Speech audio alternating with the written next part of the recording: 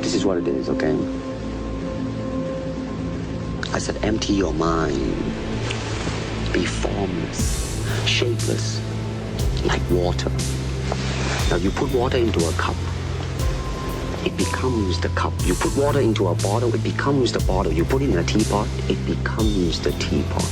Now water can flow or it can crash. Be water, my friend. Some people may not know this, but Bruce Lee was part of the inspiration to create Son Goku.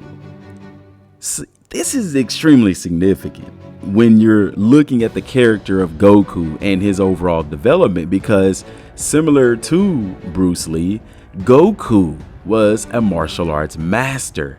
And the famous quote by Bruce Lee, to become water, to me embodies Ultra Instinct in and of itself.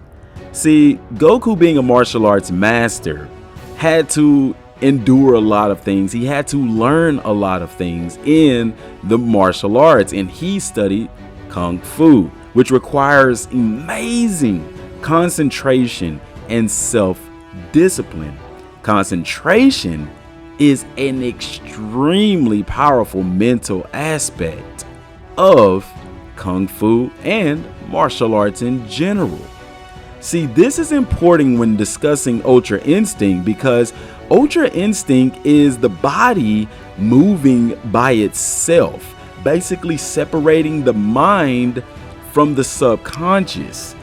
This is the hurdle that Goku had to cross in order to obtain Ultra Instinct, and this is why it was so difficult for not only Goku to accomplish and achieve the level of Ultra Instinct, but this is also the reason why many of the gods of destructions find it extremely difficult to even almost tap into it, because they themselves also are martial arts masters. And like Goku being martial arts masters, it takes a lot of mental preparation to excel in Kung Fu and other martial arts. So I think now you're starting to see where this is going, right? But there's some surprises along the way. So Goku is an individual who fights for the thrill of the fight, not so much to save people. And he often lets his guard down in these fights, as stated by Whis himself, which is the polar opposite of Ultra Instinct. Because in Ultra Instinct, he doesn't let his guard down. His guard is always up. And this is interesting when looking at his development.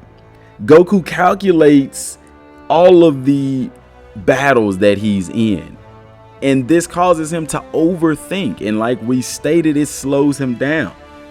But this is part of what he has learned. It's very different from Vegeta, because when Goku came to Earth, he hit his head, lost a lot of his Saiyan intellect, but he maintained his Saiyan drive to fight and get stronger.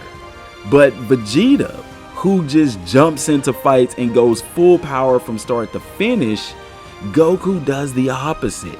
He's a calculator. He doesn't just jump into a fight. He has to know the fighter's fighting style. He has to see their strengths and see their weaknesses. And guys, these things are all mental things. So Goku is a very mental fighter, even to the point that he does mental training.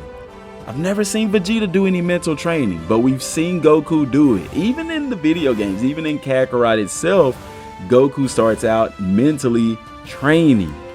So you can see how Goku's mind is always at work in his fights, and this is the catalyst. This is the hump that Goku needed to get over in order to achieve Ultra Instinct. So you can see now that this isn't something that was in the works during the Tournament of Power. This isn't something that Goku just stumbled upon, but rather something that has been a lifelong journey for Goku to reach.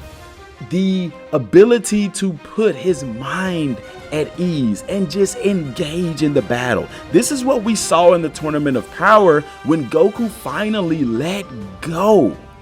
But one interesting thing that I think a lot of people miss, and it could be theory, it could be fact, I don't know, but here is some interesting speculation. When Goku fell into his own spirit bomb and was what many appeared in the Tournament of Power to be destroyed, could it have been possible that Goku at that point in time was unconscious? Remember, his hair went back to the black form, and I'm talking whenever he was in Omen form for the first time. Even though his body was there and he was fighting, look at Goku's body language, look at his position, look at his eyes, they're so dark, his hair is back to normal form. Could it have been possible that he in that particular state was unconscious and his body was doing all of those things on its own? I don't know. Also, another interesting theory is that Goku, his body, we know that his body through Super Saiyan God transformation is able to memorize a lot of different things. His body, even though he lost the Super Saiyan or the Super Saiyan God transformation against the fight with Beerus, his body was still able to remember it and thus retain some of its powers. This could even explain why Goku was able to tap into the mastered form of Ultra Instinct, because after his body had experienced the Omen form, it retained that knowledge and thus made it easier for him to achieve what even the gods of destruction couldn't achieve. This is a different look into it, guys. It's not about power scaling. It's not something that just happened out of the blue.